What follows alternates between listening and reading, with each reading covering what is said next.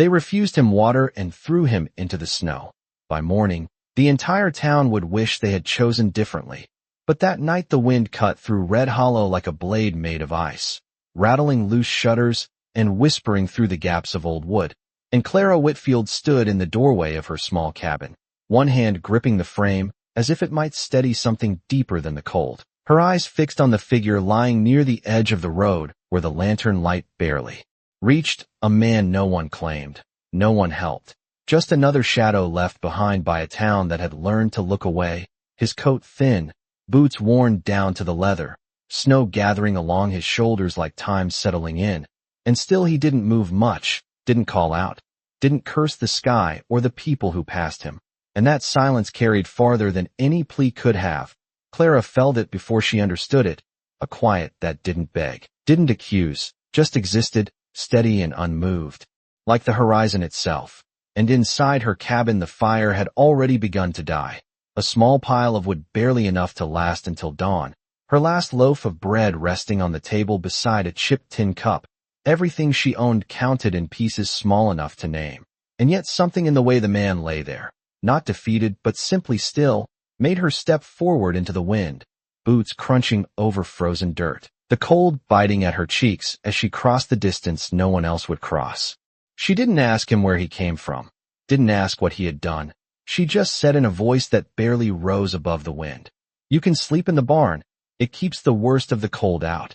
And for a moment he didn't answer, just looked at her with eyes that didn't match the rest of him, too steady, too clear, like a man who had seen more than he said. Then he nodded once, slow, deliberate, and pushed himself up without asking for help. And Clara turned back toward the cabin, already knowing she would give him the bread before the night was over, even if it meant going hungry, because out here, kindness wasn't something you could afford, it was something you chose. Anyway, and as the barn door creaked open behind her and the wind shifted across the empty road, neither of them noticed the distant sound far beyond the hills. A low rhythm carried through the frozen air, faint at first, like thunder waiting its turn. The barn smelled of hay, leather, and the quiet kind of survival that never asked for comfort.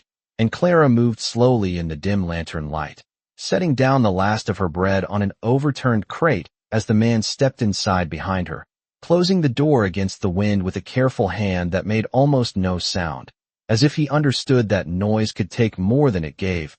She noticed that first, not his worn coat or the mud on his boots, but the way he moved, measured, deliberate, nothing wasted.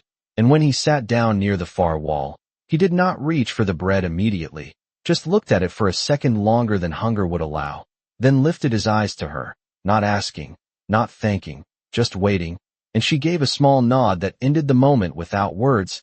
Outside the wind dragged across the wood like something searching for a way in. But inside the barn the air settled, heavy and still, and Clara leaned against the post, arms folded close to her chest, feeling the cold still clinging to her skin. "You passing through?" she asked, her voice low, not expecting much. And he took a bite of the bread before answering, slow, like a man who had learned not to rush what might not come again. "For now," he said, and that was all. No story, no explanation. Just two words that carried more road than she could see. She studied him in the lantern glow, the lines of his face not old, but worn in a way that did not come from weather alone. And there was something else, something held back, like a door closed from the inside. And Clara had seen that before, in men who carried more than they could say. She did not push. Out here questions were a kind of currency, and she had none to spare. The horse shifted in its stall, snorting softly. And the man reached out without thinking, resting his hand along the animal's neck, and the horse stilled almost instantly, as if it recognized something steady in him, something calm. And Clara noticed that too, the way living things answered to him without being told. Time moved quietly after that, the lantern flickering lower as the night deepened, and Clara finally turned toward the door, pausing just long enough to say, "Storm might get worse before morning." And he gave a slight nod. Still seated, still composed. "It usually does," he replied. And there was something in the way he said it that felt like he was not talking about the weather at all. She stepped back into the cold, pulling her coat tighter as the wind caught her again, sharper now, and in the distance, Far beyond the ridge, that low rhythm returned, clearer this time, steady and rising. The sound of hooves traveling fast across frozen ground. But in the barn, the man closed his eyes for a brief moment, as if he had already heard it long before anyone else. And when he opened them again, the quiet around him did not feel the same anymore. Morning did not arrive gently in Red Hollow. It came with a weight in the air that pressed against the windows and settled into the bones. And Clara felt it before she opened her eyes. That strange stillness that follows a night too loud to ignore. She stepped outside with the first gray light, her breath rising in thin clouds. And for a moment, everything looked the same. The broken fence, the empty road, the quiet stretch of land that had never belonged to anyone important. But then she heard it again, no longer distant, no longer faint. The sound of hooves rolling across the frozen ground like a slow drum, steady, controlled, not the wild rush of travelers, but something deliberate, something organized. And she turned toward the ridge just as the first riders came into view, silhouettes against the pale sky, one, then another, then more, forming a line that did not break, did not scatter, just moved forward with purpose. Clara's hand tightened around the edge of her coat as the realization settled in her chest. This was not chance. This was arrival, the kind that changed things whether you were ready or not. Behind her the barn door creaked open, and the man stepped out. No rush, no surprise, as if he had been expecting this moment all along. And for the first time Clara saw him clearly in the morning light, not as a stranger in worn clothes, but as something steadier, something that did not belong to the dust and neglect of this place. The riders slowed as they reached the edge of her land, boots and reins moving in quiet unison, no shouting, no orders, just a silence that carried authority without needing to prove it. And one by one they dismounted, each movement precise, each man standing straight as they faced the small cabin like. It was something worth respecting. Clara's heart began to pound, not from fear but from the weight of not understanding. The town had begun to gather behind her now, drawn by the sound, by the sight, by the kind of moment people pretended not to need until it stood right in front of them. Whispers moved through the crowd, low and uncertain, and she could feel their eyes shift from the riders to her, then to the man beside her, trying to piece together something they had already missed. The man adjusted his coat slightly, brushing off the last trace of dust as if it no longer belonged there. And when one of the riders stepped forward, removing his hat with a quiet respect that changed the air around them, Clara felt the world tilt just enough to know nothing would return to what it had been. The rider lowered his head and spoke a name that carried farther than any shout. And in that single moment the silence of the night before finally made sense, because the man she had let sleep in. Her barn was never small, never lost. He had simply chosen to stand where no one was looking, until now. The name settled over the land like frost, quiet but impossible to ignore, and the men who had stood tall just moments before now shifted their weight, as if the ground beneath them had changed. Ethan Calloway did not step forward immediately. He did not raise his voice or claim the moment. He simply stood there beside Clara, the same man who had eaten stale bread in her barn, the same man they had refused even a drink. But now the space around him belonged to him in a way no one could explain. The rider who had spoken kept his head lowered, waiting, not for permission, but for acknowledgement, and Ethan gave it with the smallest nod, nothing more. Yet it was enough to set the others in motion. A quiet line of respect passing through them as they stood straighter, hands steady, eyes forward. Clara felt the weight of it without understanding all of it. The way power could exist without noise. The way presence alone could redraw the lines people thought were fixed. Behind her the murmurs from the town grew thinner, uncertain. People who had spoken loudly the night before now found no words worth saying. The saloon owner stood near the edge of the crowd, hat in hand, staring at the ground as if it might offer him a place to disappear. Ethan turned slightly then, not toward the riders, not toward the town, but toward Clara, and for a moment the distance between who he had been in the night and who he was now seemed to close into something simple, something human. He reached into his coat and pulled out a small leather pouch, worn but carefully kept, and placed it gently into her hands. No ceremony, no explanation, just a quiet transfer of weight that felt heavier than it should have. Clara looked down at it, then back at him, her fingers tightening slightly around the leather as if testing whether it was real, and he met her gaze without urgency, without expectation, as if what he had given was not the point at all. For the night, he said, his voice even, the same tone he had used in the barn, unchanged by everything that had revealed itself since. Clara shook her head slightly, not in refusal, but in something closer to confusion. It was just a place out of the wind, she replied, and there was no pride in her voice, no attempt to rise to the moment, just the truth as she knew it.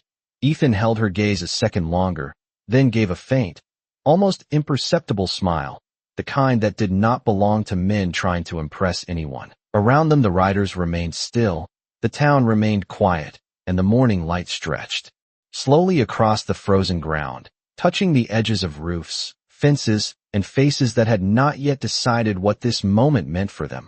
Clara lowered the pouch slightly, not opening it, not counting what was inside, because something in her told her that whatever it held was not as important as the choice she had made the night before, and Ethan seemed to understand that without needing to say it.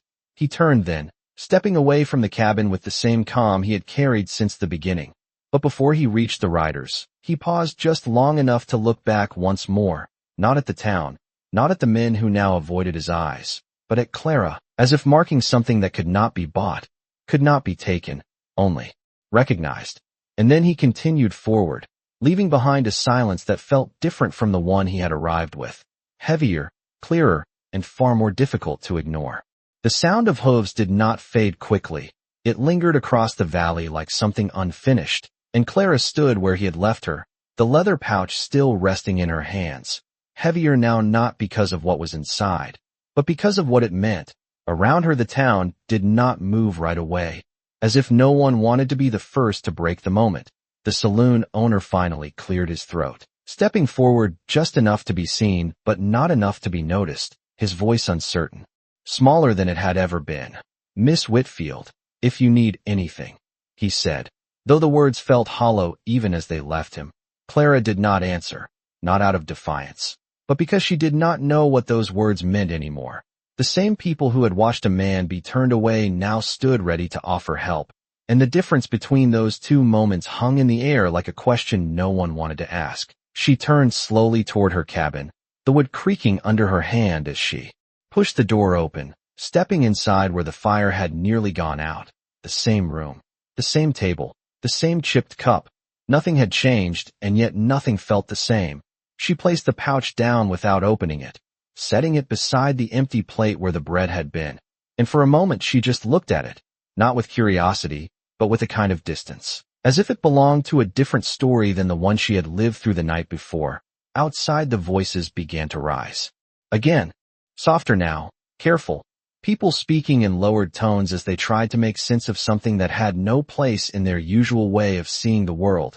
Clara moved to the window, her fingers brushing the edge of the frame as she looked out across the road, the riders already becoming smaller against the horizon, their lines steady, their purpose unchanged, and among them he did not stand out anymore, not because he was less, but because he had never needed to stand apart to be known. She thought about the way he had eaten the bread, slow, respectful, as if it mattered, the way he had listened more than he spoke, the way he had accepted what was given without turning it into something larger than it was.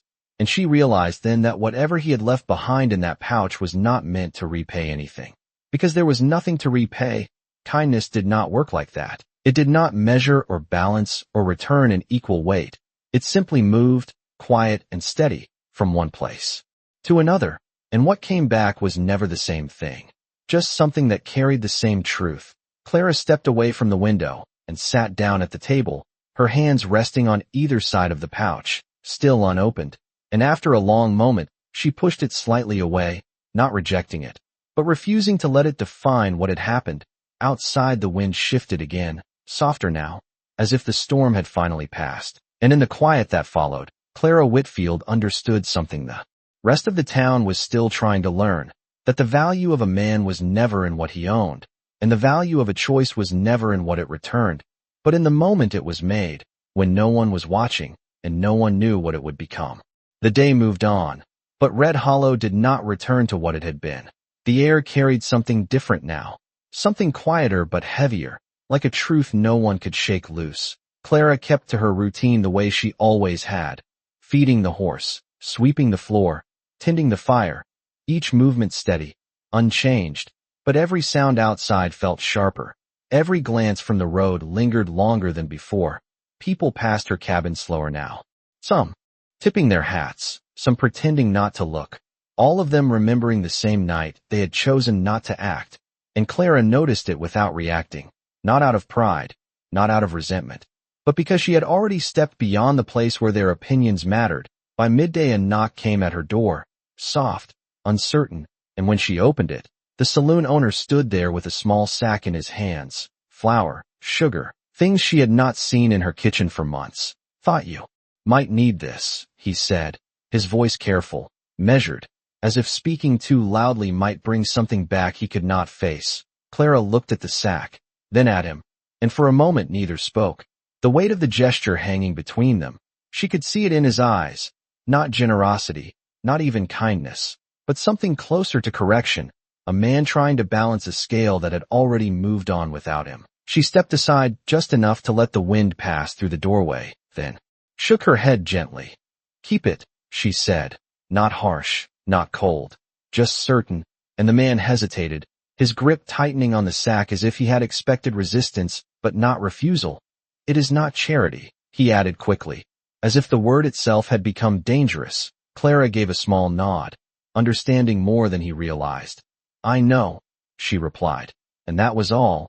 No accusation, no forgiveness, just a quiet acknowledgement that did not need to go further. The man lingered a second longer, then turned away, walking back toward the road with a slower step than he had arrived with, and Clara closed the door behind him, the latch settling into place with a soft click that sounded final in a way she could not explain. She returned to the table, her eyes resting once more on the leather pouch, still untouched, still waiting, and after a long moment she reached for it, not with urgency, but with the same calm she had carried through everything else. Her fingers brushed the worn surface, tracing the edges like she was learning something rather than taking it, and then she stopped, her hand resting there without opening it, because something in her told her that whatever was inside would not change what mattered. Outside the sun had begun to lower, casting long shadows across the land, stretching everything thin and quiet, and in that fading light Clara Whitfield sat in her small cabin, the world around her shifting in ways she did not ask for, and yet inside, something had settled into place, something steady, something that did not depend on who a man was when the sun came up, but on who he had been when no one was watching.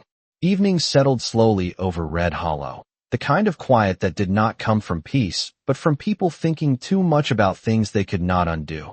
And Clara sat where she had been most of the day, the fire now steady again, shadows moving along the walls as the light shifted, her hand still resting near the pouch, as if it had become part of the table itself, something present but not urgent. And outside the road had grown emptier than usual, fewer voices, fewer boots, as if the town had decided without speaking to give her space, though no one would admit why. She finally reached for the pouch again, this time not stopping, her fingers loosening the worn leather ties with a slow, careful motion, not out of hesitation but out of respect for what she did not yet understand. The knot gave way easily, and when she opened it, she did not find what the town would have expected, no heavy coins spilling out, no gold shining in the firelight. Instead there were papers, folded neatly, thick and official, the kind that carried weight without making a sound. She lifted them one by one, her eyes moving across words she had never needed to read before, land descriptions, boundary lines, signatures pressed deep into the page, and among them a smaller envelope, her name written across it in a steady hand, not rushed, not careless, Clara Whitfield. She held it for a moment before opening it, the paper inside crisp, the ink dark and clear, and as she read, the room seemed to grow quieter around her, not because anything had changed, but because something had finally been understood.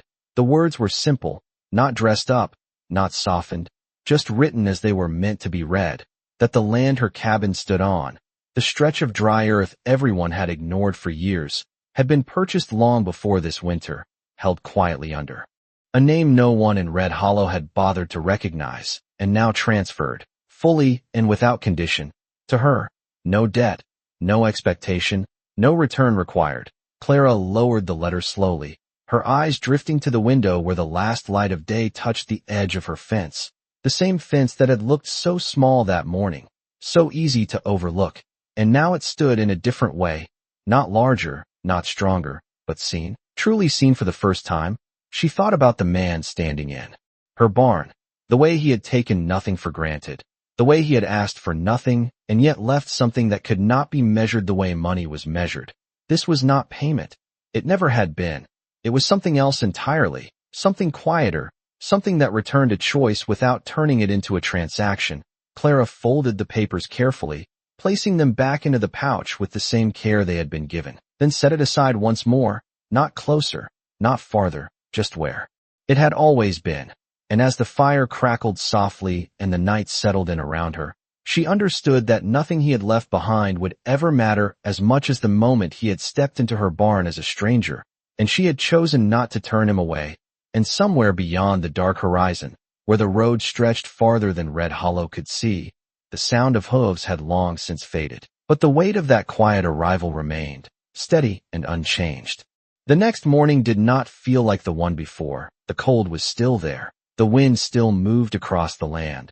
But something in Red Hollow had shifted in a way no one could name, and Clara stepped outside with the same steady pace, her boots pressing into the frost, her breath rising slow and even. Yet the eyes that followed her now did not carry the same weight as before. They were quieter, uncertain, as if the town had realized too late that it had been measuring the wrong things all along. A man near the well paused mid-motion when she passed, lowering his gaze not out of respect he understood, but out of something closer to recognition he could not explain. Clara did not stop, did not change her path. She walked the same road she always had, past the same buildings that had never once opened their doors to her. And yet today those doors seemed different, not wider, not warmer, just aware, as if the wood itself remembered what had happened. The saloon stood ahead, its sign swaying gently, and for the first time in years, the door opened before she reached it. Not wide, not inviting, just enough, the owner standing inside, his hand resting on the frame, not blocking her way, not guiding her either, just standing there as if unsure what role he was meant to play now.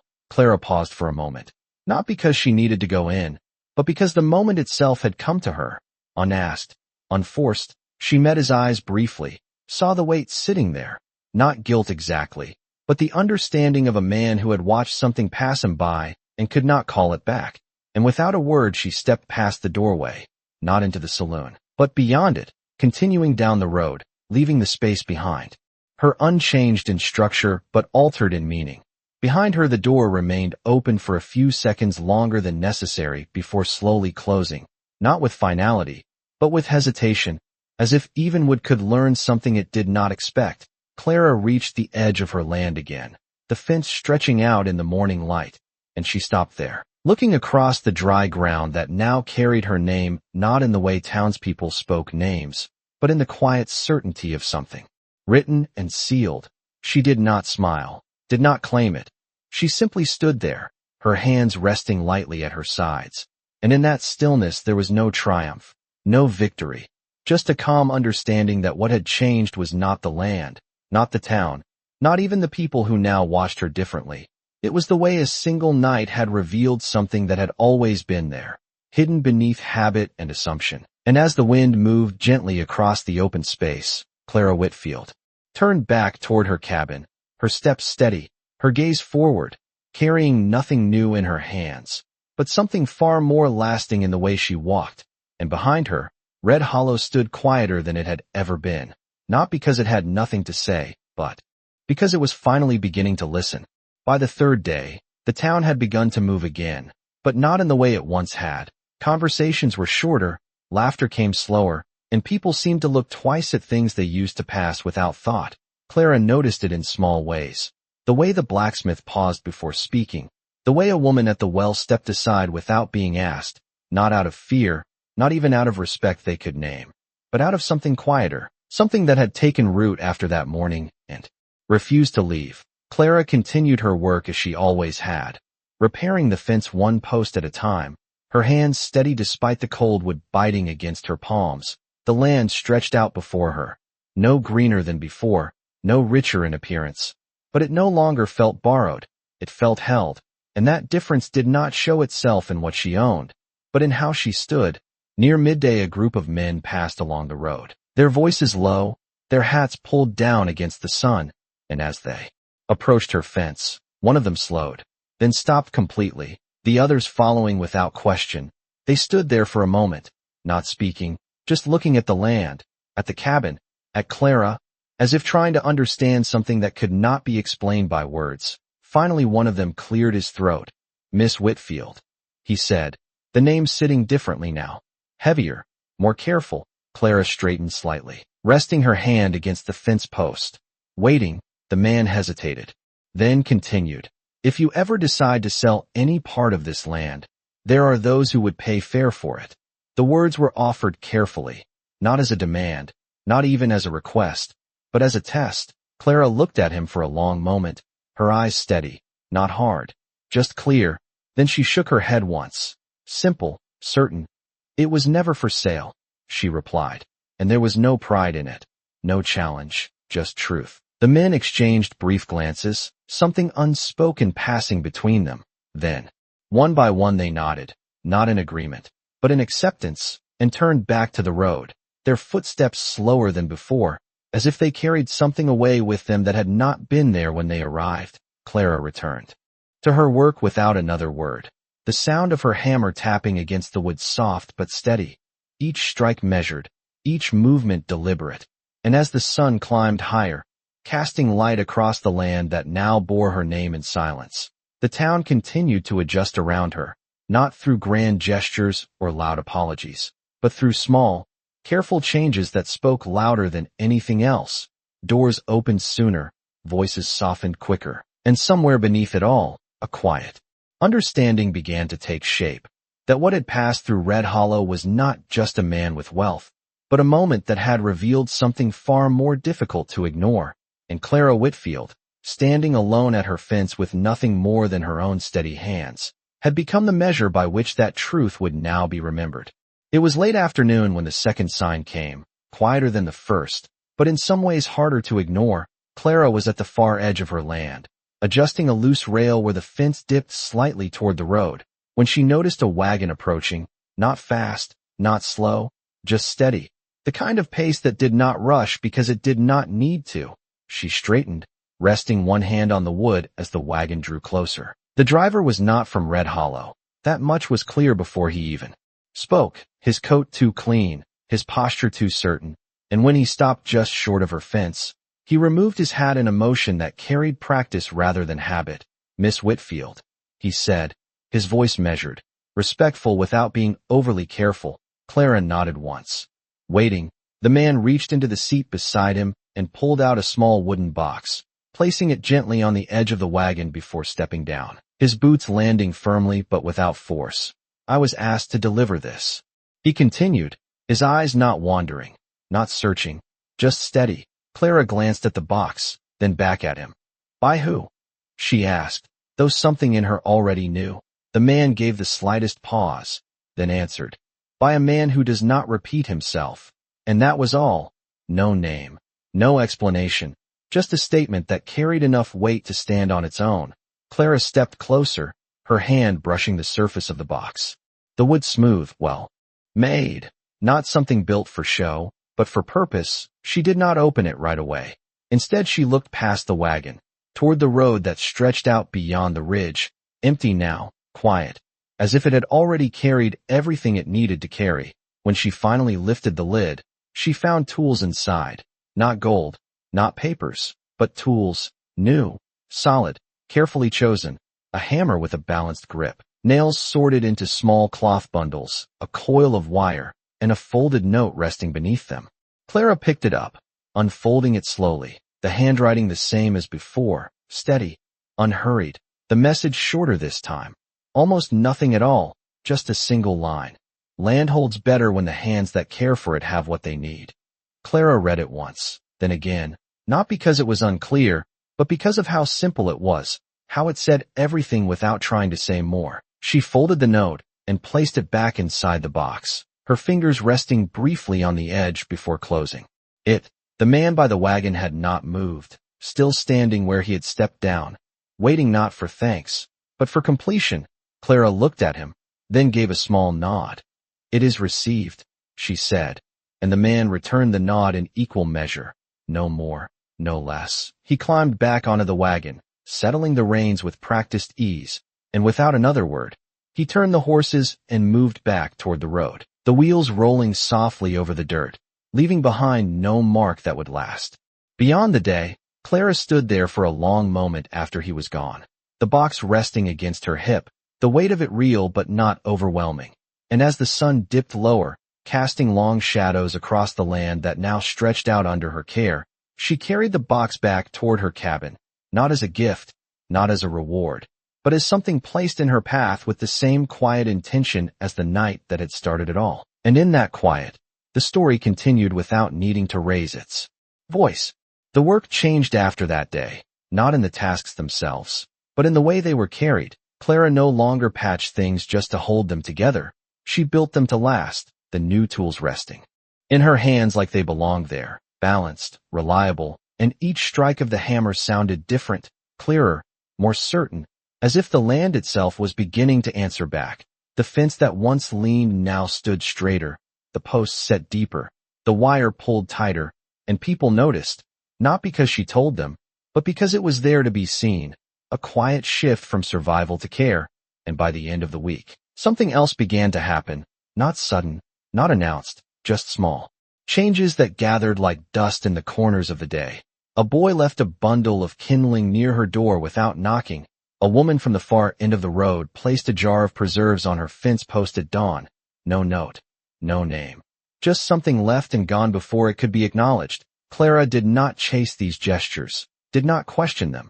She accepted them the way she had accepted the storm, as part of something larger than any single moment. And the town, piece by piece, began to move differently around her, not out of obligation, not out of fear, but because something in them had shifted, something that no longer allowed them to look away as easily as before. One afternoon, as the sun stretched long across the ground, Clara found herself standing near the edge of her land again, the same place where she had first watched the riders arrive, and she paused there, not working, not fixing anything, just standing, her eyes following the road as it disappeared into the distance. And for a moment the quiet returned, the same kind of quiet that had come before everything changed.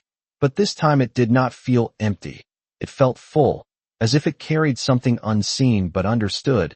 She thought about the man who had stood beside her without asking to be known, the way he had left without claiming anything, the way he had given without turning it into something owed. And she realized that what remained was not his wealth, not the land, not even the tools now resting in her hands. It was the standard he had set without speaking.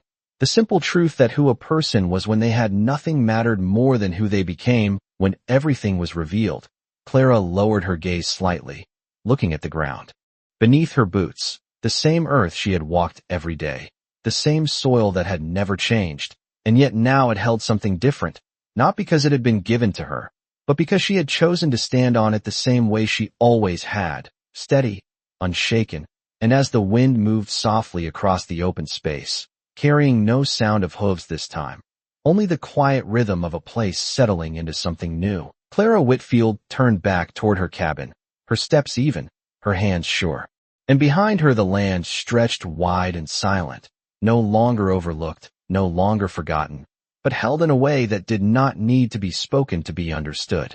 The change did not arrive all at once. It never did in places like Red Hollow. It came in layers, quiet and steady, like the way frost forms before anyone notices the ground has turned white.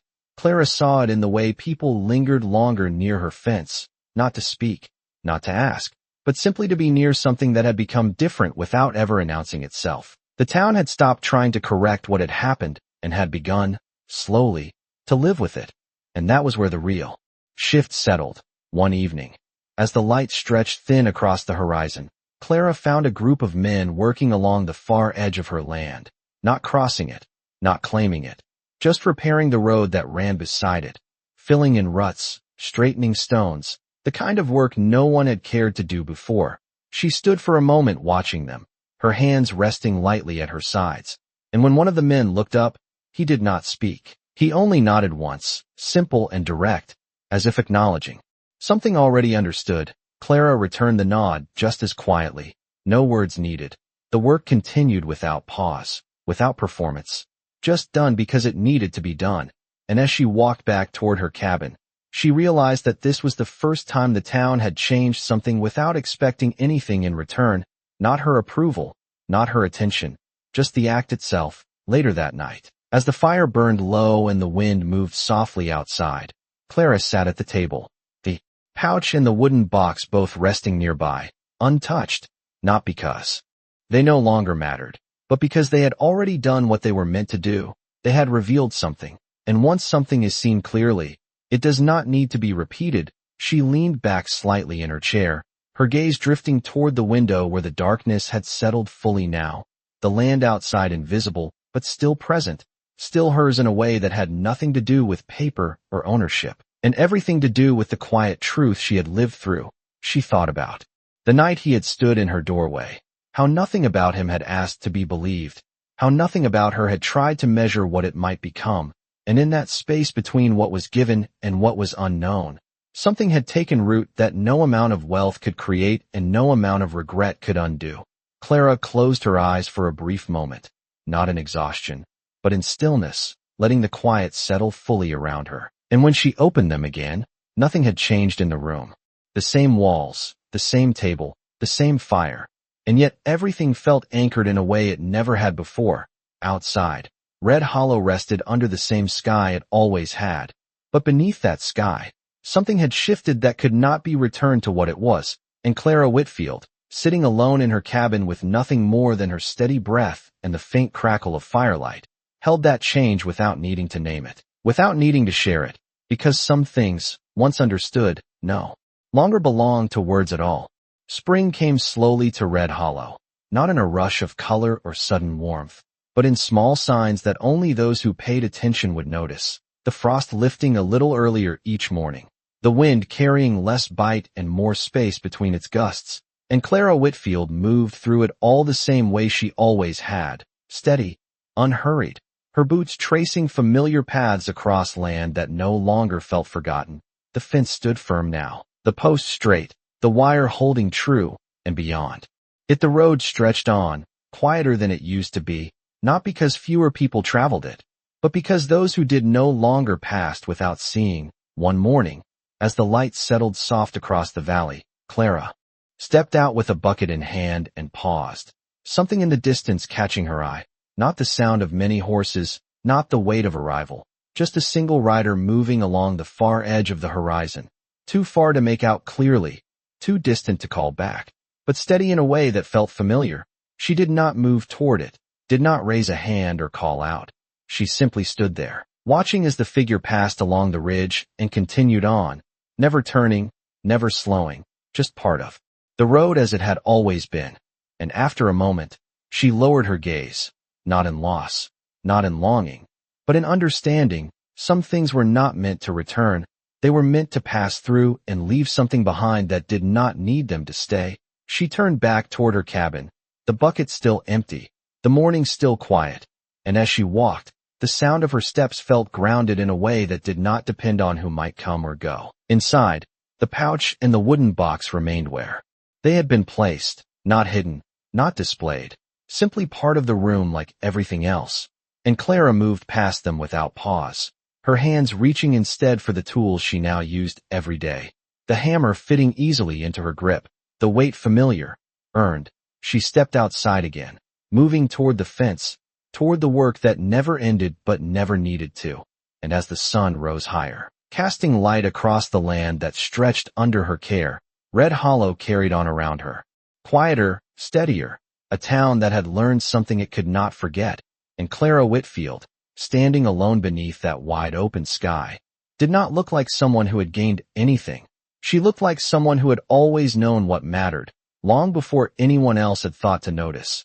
And out there, where the road disappeared into distance and dust, the rider became smaller until he was no longer seen. But the path he had taken remained, carved into the land not by force, not by claim, but by presence. And in the silence that followed, there was no need for words, because out here, in a place where the wind still carried stories and the earth still held memory, justice did not arrive with noise. It arrived quietly, in the choices no one saw, and stayed in the lives that chose to remain the same, even after everything else had changed.